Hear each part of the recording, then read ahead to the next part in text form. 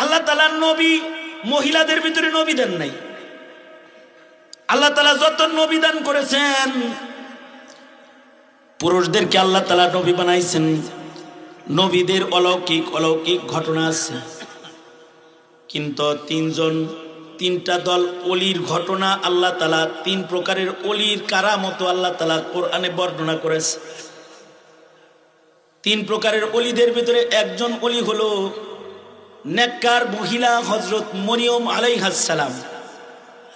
হযরত মরিয়ম কোনো নবী নন, কিন্তু ছোটবেলা থেকে তিনি নেককার, বেপরদা চলে না, ভিন্ন পুরুষের সাথে কথা বলে না।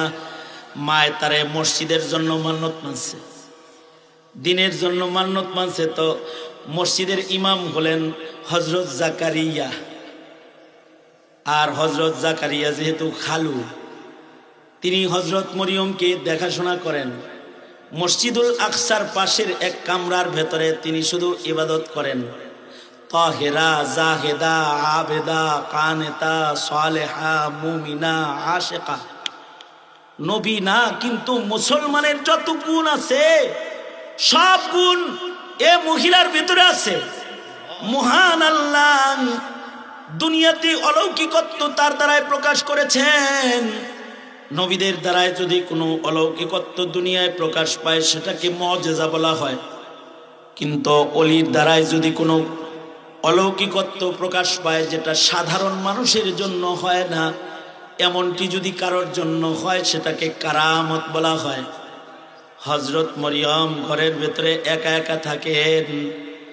যখনই হযরত জাকারিয়া মসজিদে প্রবেশ করেন আর মরিয়মের ঘর দেখেন, তো হযরত জাকারিয়া দেখেন সেখানে সুন্দর সুন্দর রিজিক পড়ে আছে।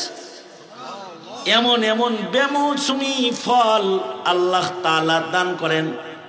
আঙ্গুরের মৌসুম না, কিন্তু ঘরে ঢুকে দেখে যে মরিয়ম আঙ্গুর খায়। কাঁঠালের মৌসুম নয়, কিন্তু ঘরে ঢুকে দেখে মরিয়ম কাঁঠাল খায়। আমের মৌসুম নয়, কোনো মাধ্যম ছাড়া আল্লাহ তাআলা জান্নাত থেকে হযরত মরিয়মকে ঘরের ভিতরে বসায়া বসায়া জান্নাতের ফল খাওয়ায়। আল্লাহর কোরআনে আল্লাহ এটা বর্ণনা করেছেন। মরিয়ম তো নবী না, কিন্তু আল্লাহর পছন্দের বান্দি, তো তাকে আল্লাহ তাআলা অলৌকিকত্ব দুনিয়াবাসীকে দেখায়, এমনকি জাকারিয়াকেও দেখায়। দেখছো জাকারিয়া, মরিয়মরে আমি কত ভালোবাসি, তাকে আমি অমৌসুমে ফল খাওয়াই। হযরত জাকারিয়ার